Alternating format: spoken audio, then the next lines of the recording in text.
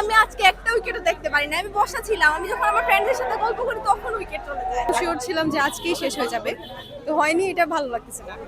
আমি 2015 থেকে পাকিস্তানের সাপোর্ট করেন না? বাংলাদেশ সাপোর্ট করি। এখানে যখন মাশরাফি তামিম ছিল ওই সময় থেকে কথা বলি। রিজওয়ান এবং সালমান আলী আগার জুটি মারাত্মক ছিল, কারণ আমরা ভয় পেয়ে গেছিলাম তারা যদি টিকে থাকতো। এখন সালমান আলী আগা আউট হয়ে আমরা একটু এখন খুশিতে আছি। এক্সপেকটেশন ছিল আজকেই শেষ হয়ে যাবে, কিন্তু শেষ হয় নাই। আশা করি কালকে ফার্স্ট সেশনে শেষ হয়ে যাবে। বাংলাদেশ শেষের দিকে দুটো উইকেট নিল।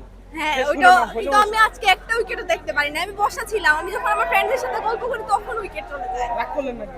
রাগ করি নাই, বাট আজকে আমি প্রথম আসছি, তো আমার এক্সপেকটেশন অনেক বেশি ছিল। আমি আজকে প্রাইজ গিভিং সেরেমনি দেখার খুব ইচ্ছা ছিল।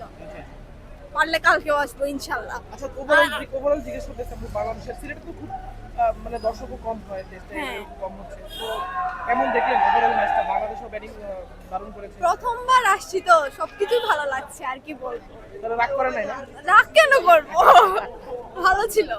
আমার কাছে আমি তো একদম শিওর ছিলাম যে আজকেই শেষ হয়ে যাবে, তো হয়নি, এটা ভালো লাগতেছে না। শেষের দিকে এসে তাইজুল খুব দুর্দান্ত দুটো উইকেট হ্যাঁ, নিয়েছেন। সবথেকে বড় কথা, পাকিস্তান দারুণ একটা জুটি করেছিল, সেই জুটিটা ভেঙে দিয়েছে। হ্যাঁ, এই ব্রেক তো ভালো লাগছে। আমরা অনেকক্ষণ বসেছিলাম, তারপর মনে হচ্ছিল যে হয়তো আজকে ওরা যাবেই না, আর কালকে যদি ওদেরকে টাইম দিয়ে দেওয়া হয় তাহলে টেনশনে ছিলাম আর কি। কিন্তু না, আচ্ছা, হয়তো কালকে প্রথম সেশনের আগে শেষ হয়ে যাবে। রিজওয়ান এবং সালমান আলী আগার জুটি মারাত্মক ছিল, কারণ আমরা ভয় পেয়ে গেছিলাম তারা যদি টিকে থাকতো। এখন সালমান আলী আগা আউট হয়ে আমরা একটু এখন খুশিতে আছি। আর আমরা প্রত্যাশা করি যে আগামীকাল দুপুরের ভিতরে পাকিস্তানকে যেন অল আউট করতে পারে। রাগ করি নাই, কারণ ওদের জুটি মারাত্মক, অনেক সুন্দরভাবে খেলছে তারা।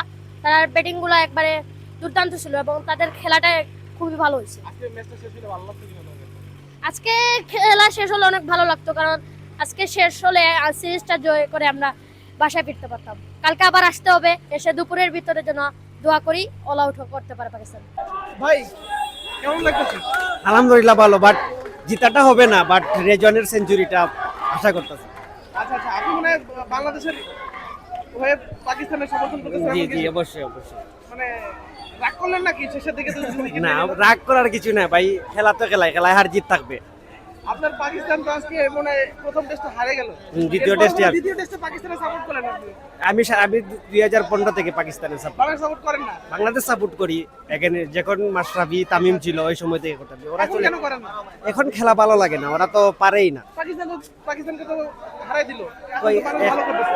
ভালো করতেছে, বাট দেশের মাটিতে বাংলাদেশ ভালো, বাট বিদেশের মাটিতে তো বাংলাদেশ ভালো আপনি না। আশাবাদী পাকিস্তান জিতবে? আপনার না, পাকিস্তান? জিতবে না। জিতবে না? না, বাট রেজওয়ানের সেঞ্চুরিটা খারাপ লাগলো? না, খারাপ লাগে না, খেলায় হার জিত থাকবে, এটা স্বাভাবিক।